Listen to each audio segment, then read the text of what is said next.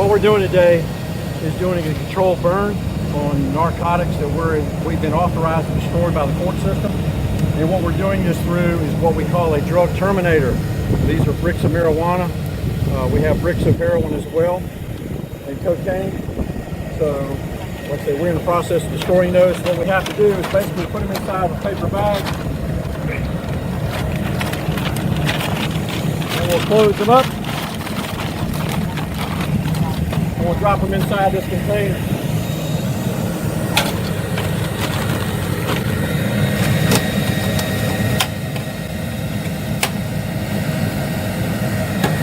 Then we'll put them inside the drug terminator.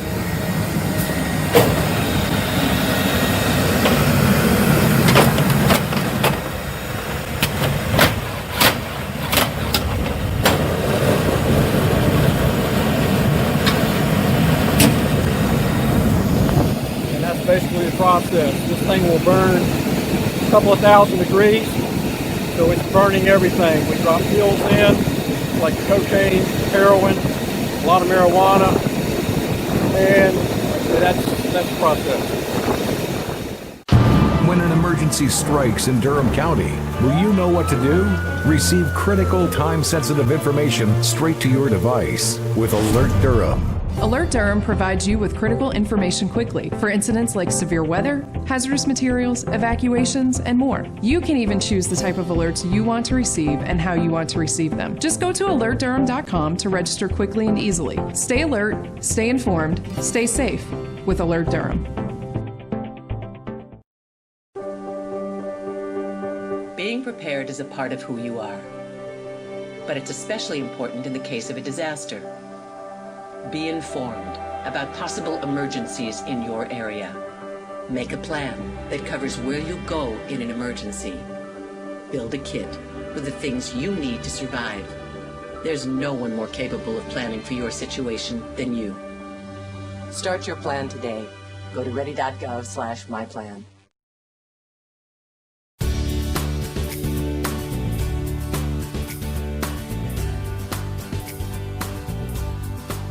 Last year, here at Alliance, we trained over 200 first responders in CIT training.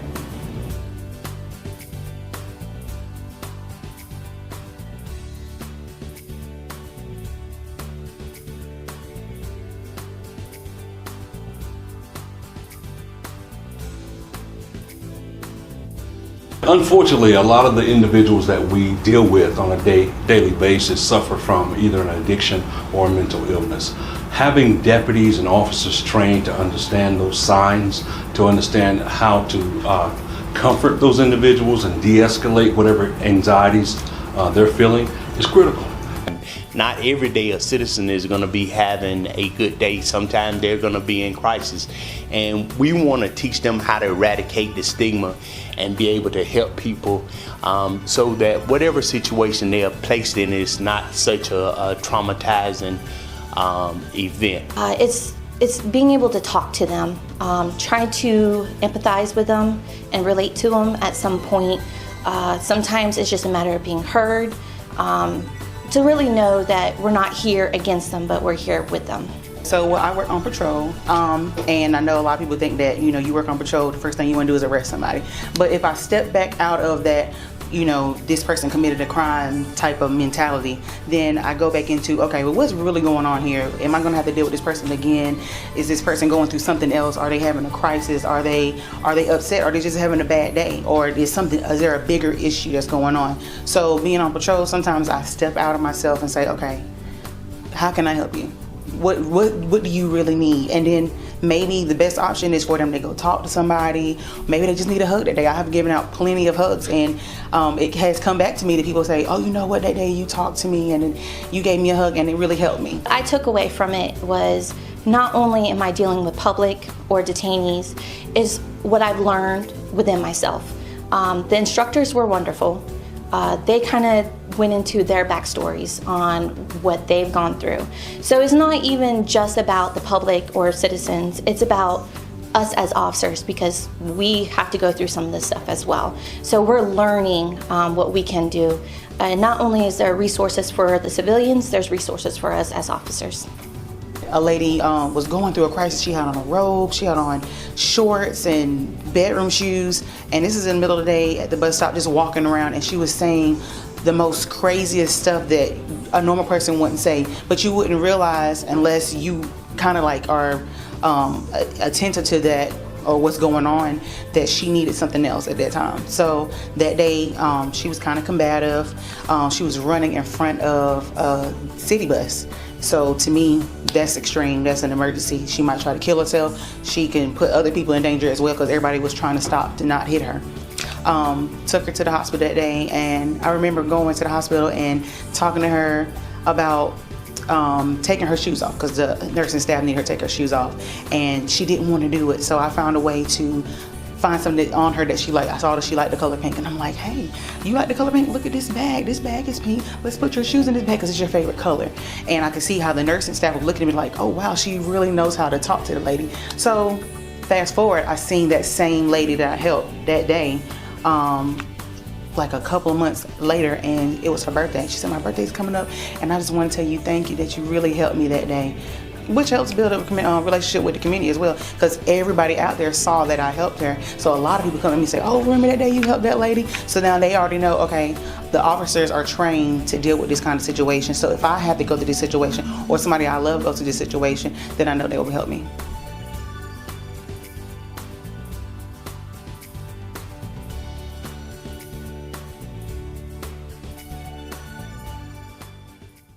Hi everyone, I'm Dr. Mandy Cohen, Secretary of the North Carolina Department of Health and Human Services.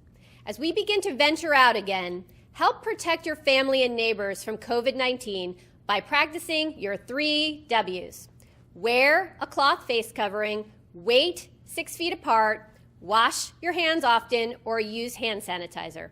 Wear, wait, wash. We're all in this together. Stay strong, North Carolina. So we've had a lot of uptick on the Publishers Clearinghouse, especially with our older community, getting these calls saying, hey, listen, we've got your Publishers Clearinghouse prize. We just need you to send in money. So people are taking money, you know, some of them which are on restricted budgets, and they're sending these checks, and whether it be cashier's checks or some sort of certified check to out of state, wherever, and they're hoping that they're getting these prizes. Unfortunately, what we're end up coming into is that they're continuously getting called, and they keep sending out money, and they're not getting any of these prizes. It's all a scam. Most people can look up your information online, and they can start figuring out, hey, this person is a little older. Let's try this and see if we can scam them. So we're seeing a lot of that. Also, eBay, buying vehicles on eBay. Be wary if somebody says, hey, listen, you'll have to pay for this with eBay gift cards, or you'll have to go get cards, some sort of gift card to pay for it, and then you'll have another payment to make for the actual shipping. And then the email addresses that they're using have eBay and then add some sort of service or shipping kind of back end of it.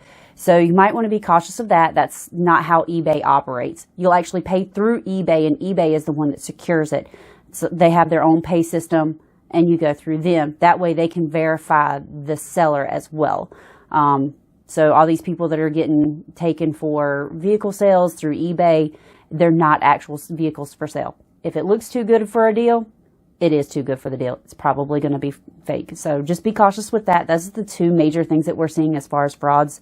Also, just be safe with your credit cards. Check places before you start using them. Make sure that they don't have card readers attached. If something looks a little weird, especially at a gas pump, go to a different gas pump.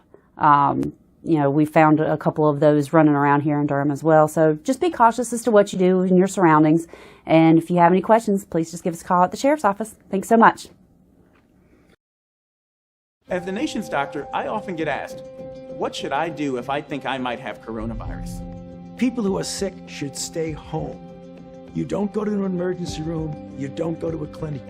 You get on the phone and you ask for advice and instructions from your physician. We don't want you to go into the ER or the doctor's office without talking to them first, because you might spread coronavirus to someone else. Please visit coronavirus.gov for more information.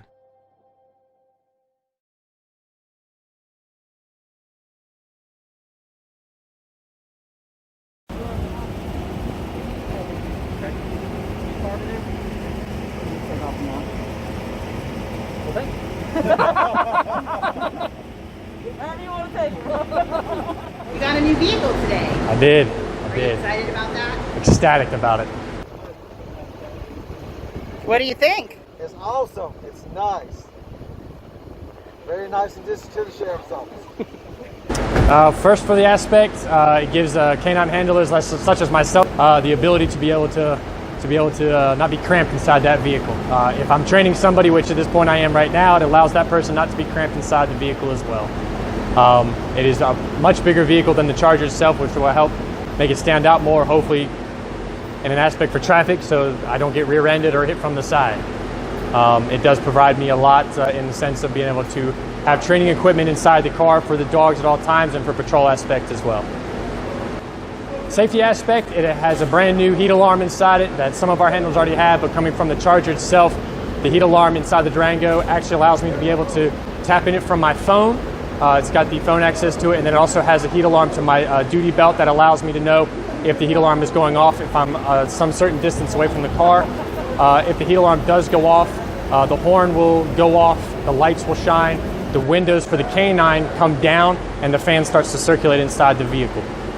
It also does have a push button that if I need to be able to get my canine out of the car and I'm some distance away, I can push that button, which will open the door to the canine kennel and allow my dog to get out. It does have lights on the front, back, and sides. With that being said, being that the vehicle sits up a little higher, people will be able to see them a little bit better. So I'm pretty excited to drive this one and looking forward to it.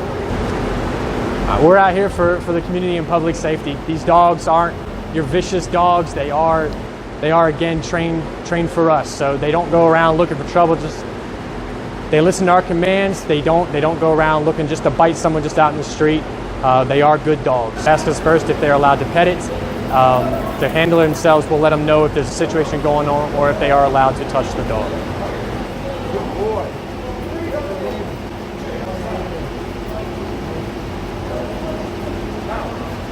Here's mail. At the time, I just wasn't thinking. I used social media to vent. I wish I would have thought about the effects of scaring people. I didn't mean for that to happen. People took it as a terrorist threat. The university got shut down. I got arrested by the FBI. And now, I don't know what my future looks like. I search my name on the web almost every day and look at the stuff. It's not going away. Think before you post.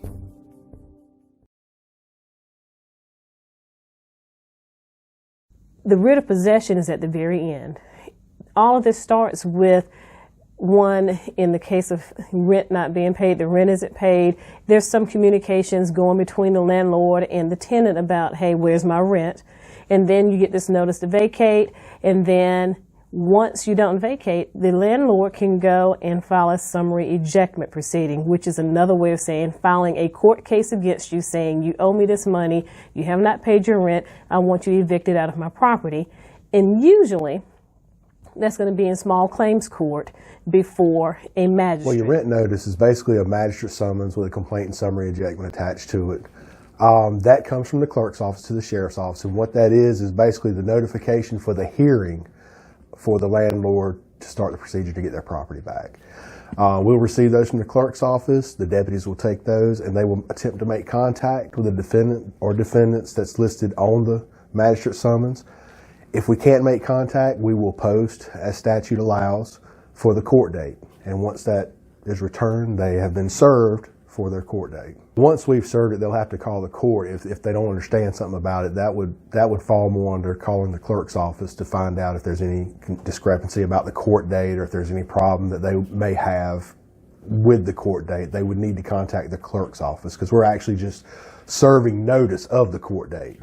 That's the first part where we're involved. Only thing we're doing is serving the paperwork just like any other lawsuit. Then you go before the magistrate, the landlord presents evidence, you can present evidence, or the renter can present evidence, a decision is entered. You have a right to appeal that decision to the district court. If you appeal it, there's some procedures involved with that. And then if you lose that appeal, or if you don't appeal it or contest it, what you're going to have is a judgment being entered against you and that's when the writ of possession comes involved. Once the sheriff's office receives the writ of possession for real property, the first thing that's done is a notification will be sent out of the date of the eviction to the defendant or the defendants. Second thing we do is we're going to notify the plaintiff of the date and time that we'll be out there to facilitate the padlock. Once the deputy arrives on scene, the property will be taken from the defendant, turned over to the plaintiff. The defendant will be served the paperwork if they're there, but we're there to take custody of the property from the defendant and turn it back over to the plaintiff as the court has ordered. Really, the legal process is the entire court case before writ of possession is requested by a landlord and delivered to the sheriff for execution. Writ of possession is basically carrying out the judgment of a court. Just like if you were sued for a motor vehicle accident or some other small claims proceeding, when the judge enters a decision, it becomes a judgment, and then you go collect on the judgment. And then once it is issued by the clerk of court, it's delivered to the sheriff for execution. The reason why the sheriff's office is involved is because when someone is moved out of their property, it's a very tense situation, and the sheriff is involved to make sure that it's a peaceful transfer of property. As in all civil process, the sheriff's office is just enforcing the court order. The court order is that the plaintiff is to receive their property back. The deputy will go out there, the property will be taken out of the defendant's possession, placed back with the plaintiff as the court has ordered, and we're there to also make sure that that's a peaceful transition during that process. But the law requires the sheriff to do this, and in fact, if the sheriff doesn't do it, he could be sued. So you should really take some steps right at the beginning of all of this when you first have difficulty with paying your rent. Because when it gets to the sheriff's office, it's too late. So what can you do? In several communities throughout the state of North Carolina, including Durham, there are rent assistance programs. North Carolina, along with the United Way, has developed what's called NC 211. If you pick up the phone and dial 211, you're connected to a resource hotline, and you can tell them what your problems are, whether it's paying rent, paying your mortgage, making utility payments, need of food, and they can connect you with resources in your community. Here in Durham, you have the legal clinic at North Carolina Central. You may also have law clinics over at UNC, Duke, over in Raleigh at Campbell, where you can get some free legal advice. You have Legal Aid of North Carolina, but if you go to their website, they have literature on there on what the eviction process is, what is a summary ejectment, what you should present to court. Can you get out of it? Can you pay your rent? Can you settle this? What to do if you want to get into a settlement. Here at the Sheriff's Office, we know about the process, but we can't give you legal advice. State government is well aware of the effects of the COVID-19 pandemic on individuals, and so there's some relief efforts being made. And so really what I'm saying is that the solution to a lot of this is before you get to the writ of possession. There are community organizations out there that will help you with rent assistance. The General Assembly, which is our state legislature, is looking at some solutions.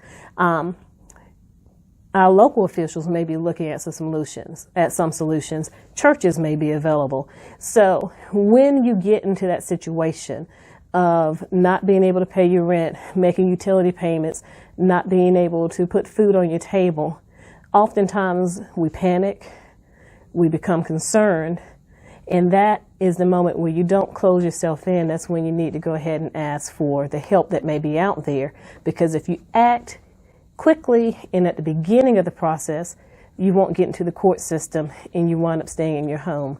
Because by the time it gets to the sheriff's office with the writ of possession, there's not much, if anything, that can be done, and our hands are tied.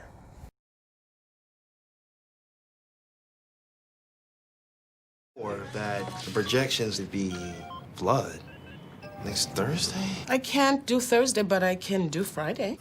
Disasters don't plan ahead. You can. Talk to your loved ones about how you're going to be ready in an emergency.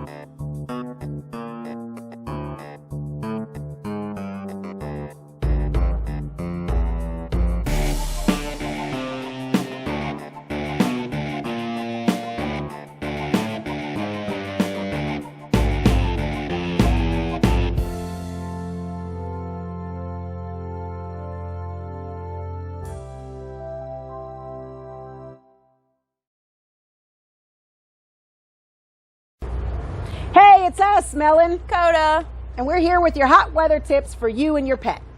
It is now officially summer here in North Carolina. So, Melinda, what are some things that you're seeing? Well, it's definitely official. There's no snow in the forecast. And what we are seeing is, of course, with COVID quarantine, we're seeing a lot of folks out walking their pets, and that is fantastic. What we want you to keep in mind is that as the temperatures rise, the temperature of the pavement also rises. So when you're walking your pet, please keep in mind that the pavement could be hot to your pet's feet. One way to check that is to put your hand on the pavement, hold it for 5 seconds, and if it's too hot and you feel like you need to remove your hand, keep that in mind that your pet would have to walk on that. So consider walking in the grass or another area where it won't be so hot for your pet. We're also seeing people take their pets for car rides in the car as they're getting out and about. Dakota, tell them how that can be detrimental. So the problem with that is that when you turn off your AC, the car can quickly heat up. Just think, if it's hot outside, it's going to get hot in that car really quickly. And if you leave your animal unattended in the car, it could actually cause permanent brain damage to them. So we ask that if you're not able to leave your car running with the AC on for your pet, that you leave them at home. Some signs of heat distress in dogs are panting with heavy saliva, reddish eyes, and lethargy. So if you are out and about and you see any dogs in cars with those signs, give us a call immediately. Also, since we're outside more, Melinda, what are some requirements for the dogs when they're outside? Well, folks like to have their pets outside in the yard, and that's great, and it is not illegal for your pet to be outside, obviously. However, we want to make sure that you're providing your pet with adequate water, adequate shade, a place to get out from under the sun, and make sure, of course, that your dog has adequate shelter in case when you are gone or you're not there, we have a sudden North Carolina snowstorm. It could happen, folks. Trust me. So that wraps up our heat tips for you this time, and we'll see you around next time. Stay cool and still stay distant. Is my 2020 census data safe? After sending your census response, your personal information is kept safe. By law, it can't be shared with any other government agency, law enforcement, or landlord. No one. So take your 2020 census with peace of mind. Shape your future. Start here. Visit 2020census.gov. Durham County Sheriff's Office, where's your emergency? Okay, we'll get deputies on the way.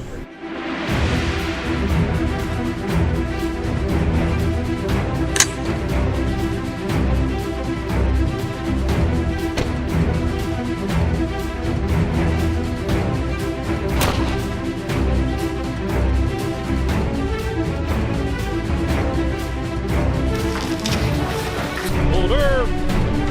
Move!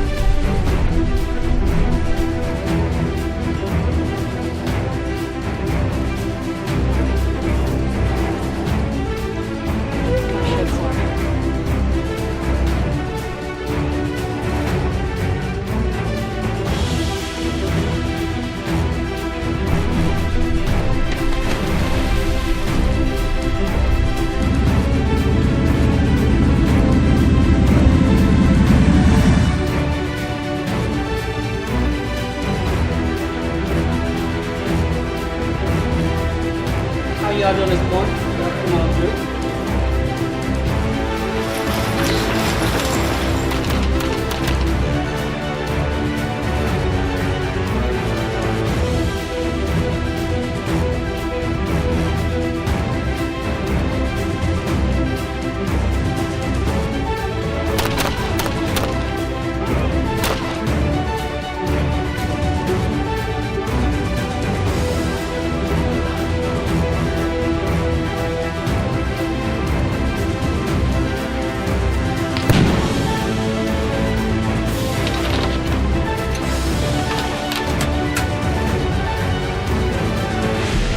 I'm Durham County Sheriff Clarence Burkhead, and we want you to join our team. Honor, duty, service. If you have what it takes, our recruiting starts now.